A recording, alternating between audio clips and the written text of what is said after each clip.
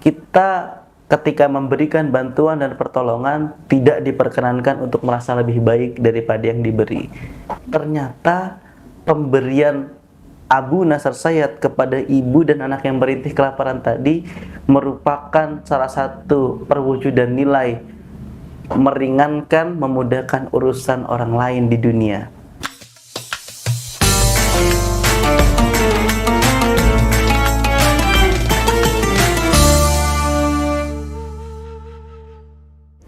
Jalan-jalan ke pasar Jumat. Selamat datang di konten Sedekah Jumat. Assalamualaikum warahmatullahi wabarakatuh. Sahabat Hasinah seluruhnya, semoga Allah berikan kesehatan, keberkahan, kemudahan, dan tentunya Allah berikan kita perlindungan agar kita terhindar dari segala keburukan, dari perbuatan yang jelek-jelek, serta Allah berikan kita kekuatan untuk senantiasa istiqomah berjalan di atas kebaikan. Sahabat Hasinah, setelah minggu lalu kita berbincang terkait Hazim Al-Hanafi, bagaimana keteladanan yang beliau berikan untuk tidak memalingkan wajah dan dirinya dari sang peminta-minta. Hari ini saya akan kembali memberikan satu kisah yang semoga bisa menjadi stimulus kita semua, bisa menjadi pemantik kita semua, supaya melegakan hati, memberikan ruang lebih pada jiwa kita untuk bisa mudah memberi, mudah menolong. Kisah ini adalah kisah Abu Nasr Sayyad, di mana saat itu Abu Nasr Sayyad ingin mencari makanan untuk anak dan istrinya, tapi kondisinya tidak punya uang. Hingga ketika ia berjalan ke pasar, berikhtiar ke pasar mencari makan, ia meminjam uang. Dan ketika meminjam uang ini, uang dari hasil pinjaman tersebut dibelikan 2 potong roti. Dengan tenang ia berusaha membawa roti itu ke rumah, dan ternyata di perjalanan ia mendapati ada ibu dan anak kecil yang merintih kelaparan. Apa yang Abu Nasr Sayyad lakukan? Karena merasa iba, ia berikan 2 roti itu yang harusnya buat anak dan istrinya.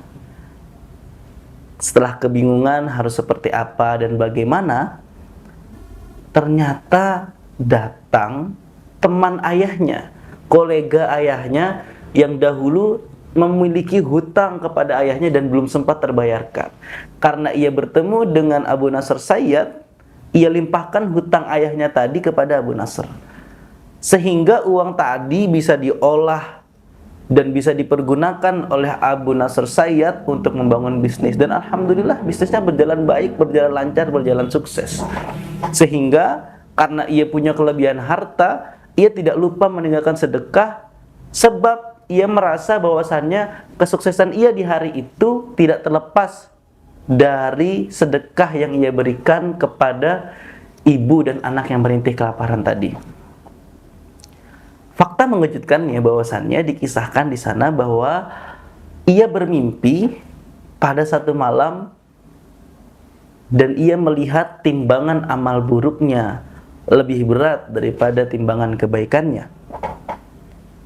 Sampai ia terbayang, ia teringat kepada senyum dan rona kebahagiaan ibu dan anak yang saat itu merintih kelaparan dan dibantu oleh Abu Nasr Sayyad.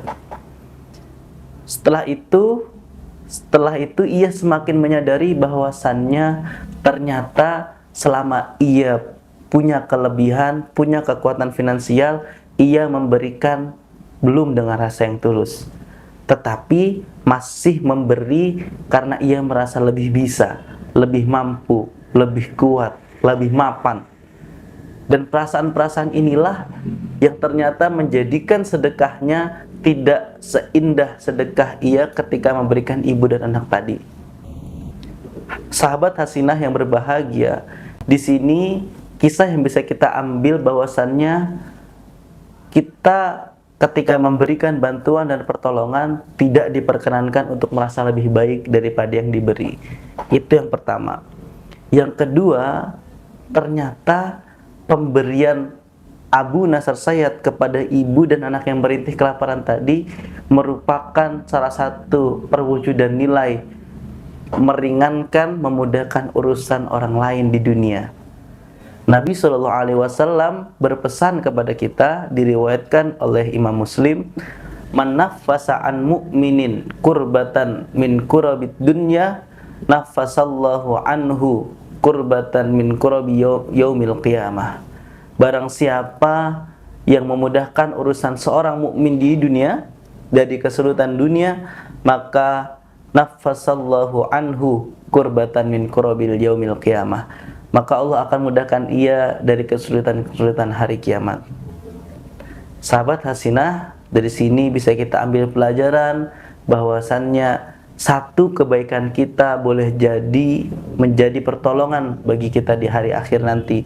Maka dari itu, sama-sama kita berharap semoga Allah mudahkan kita, Allah lapangkan hati kita, Allah luaskan jiwa kita untuk terus berbuat baik pada siapapun dan terus ringan tangan menolong siapapun.